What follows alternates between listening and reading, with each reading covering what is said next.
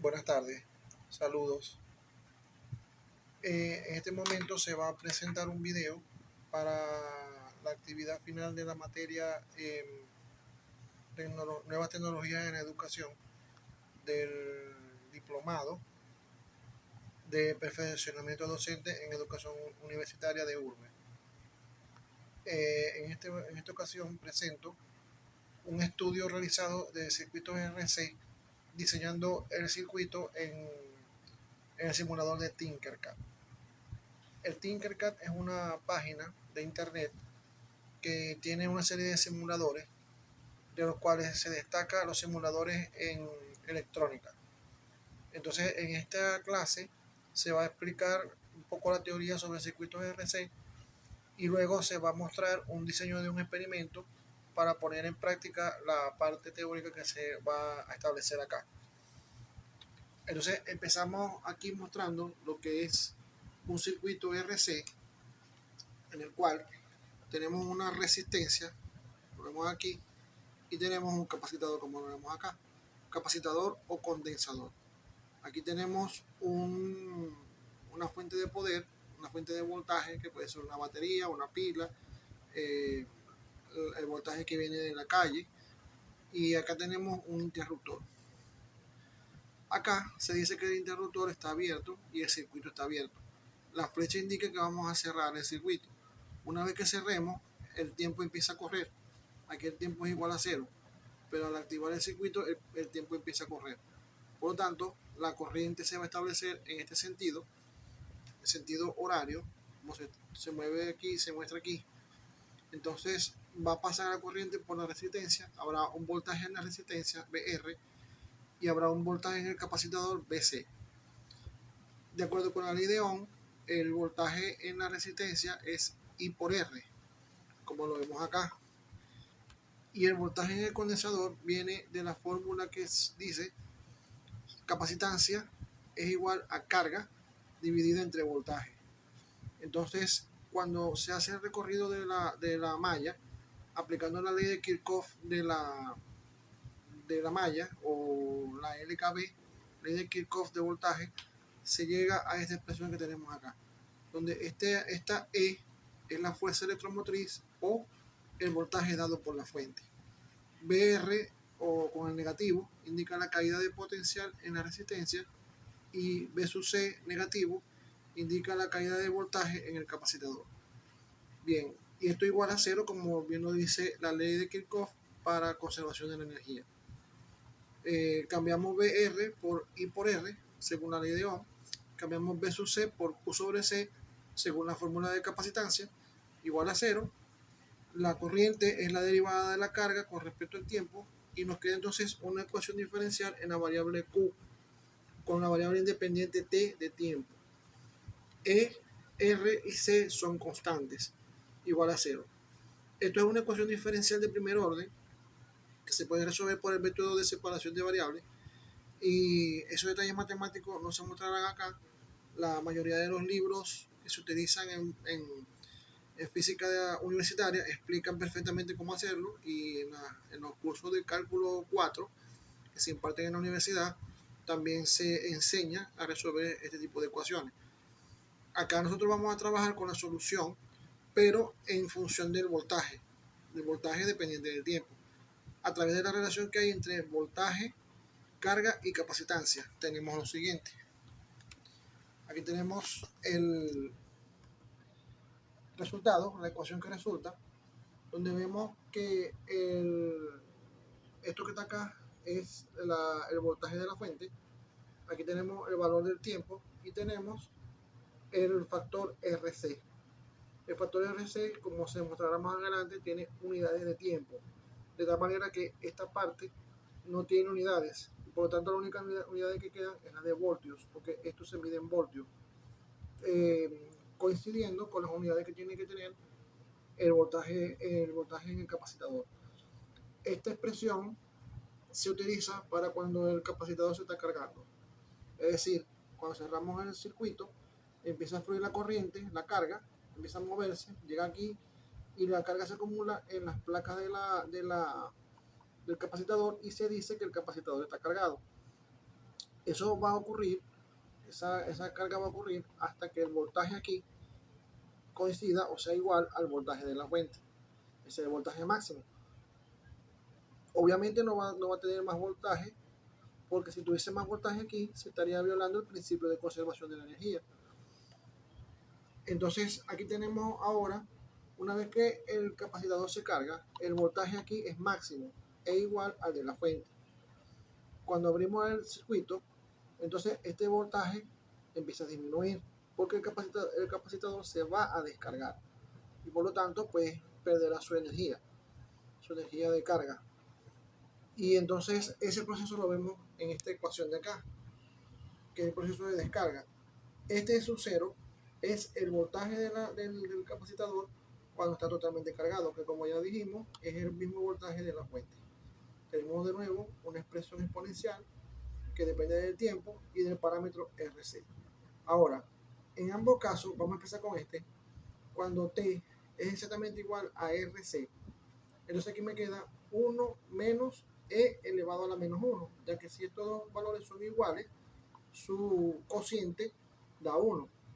Entonces, al resolver este paréntesis, tomando en cuenta que esto aquí va a valer 1, me va a quedar este valor de aquí, 0,6321 por E. Es decir, que cuando el tiempo T es igual a RC, el capacitador tiene un 63,21% del voltaje de la fuente. Significa este resultado que tenemos acá.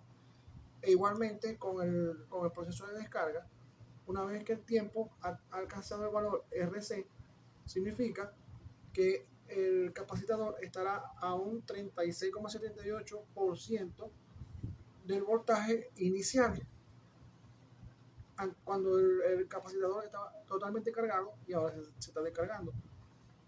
Esto que está acá dice que el RC se suele llamar con la letra griega tau, y por eso en algunos libros conseguimos que esta expresión acá sería E a la menos tau, y aquí también E a la menos tau. En fin, perdón, E a la T sobre tau, T sobre tau, y aquí también E a la menos T sobre tau. Bien, entonces aquí podemos ver la gráfica de variación del voltaje con respecto al tiempo.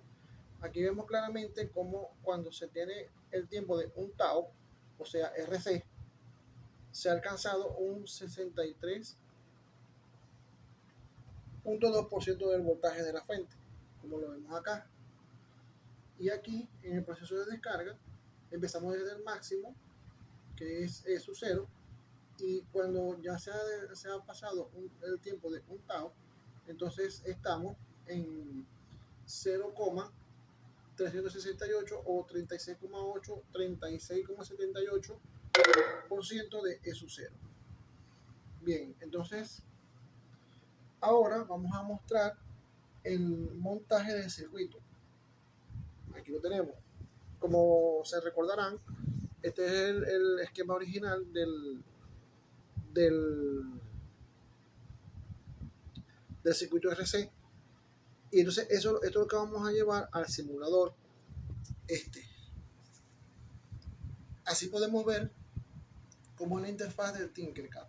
El Tinkercad permite crear un usuario, ya sea por correo electrónico o por una cuenta de Google. Entonces tú puedes crear en el Tinkercad, puedes crear un salón virtual donde tú puedes invitar a los estudiantes y dar la clase allí. Esto que te ven acá se conoce con el nombre de protoboard, y el protoboard en la realidad se ve así. Es como si hubiesen tomado la foto del protoboard y lo hubieran colocado aquí entre los dispositivos, que aquí los tenemos todos, para los dispositivos que vamos a utilizar para colocar aquí. Este es el capacitador al cual le coloqué un valor de 5 microfaradios. Tenemos la resistencia al cual le coloqué un valor de 2 megaohmios. Este es el interruptor, la fuente de poder de 9 voltios. Y aquí con esto vamos a medir el voltaje aquí en el capacitor. Los cables rojos para el positivo, negro para el negativo, cierran el circuito, como lo vemos acá. Perfecto, ahí tenemos entonces el montaje hecho en el Tinkercad. Acá estoy mostrando que para el caso que se esté estudiando, tenemos entonces que C es igual a 5 microfaradios o 5 por 10 a la menos 6 faradios, R 2 megaohmios o 2 por 10 a la 6 ohmios, y el voltaje de la fuente es de 9 voltios. El factor RC es la multiplicación de 2 por 10 a la 6, que es la R, por 5 por 10 a la menos 6 faradios, que es la C. Y eso nos da un valor de 10 segundos. Al descargarse el capacitor, el voltaje del capacitor será entonces 0,3678 por el voltaje inicial, que es 9 voltios. Recordemos que el capacitor va a llegar a los 9 voltios y luego al abrir el circuito se va a empezar a descargar. Entonces, cuando haya pasado 10 segundos, como lo tenemos aquí, el factor RC, el 36,78% de este valor es esto que vemos aquí, 3,3102 voltios.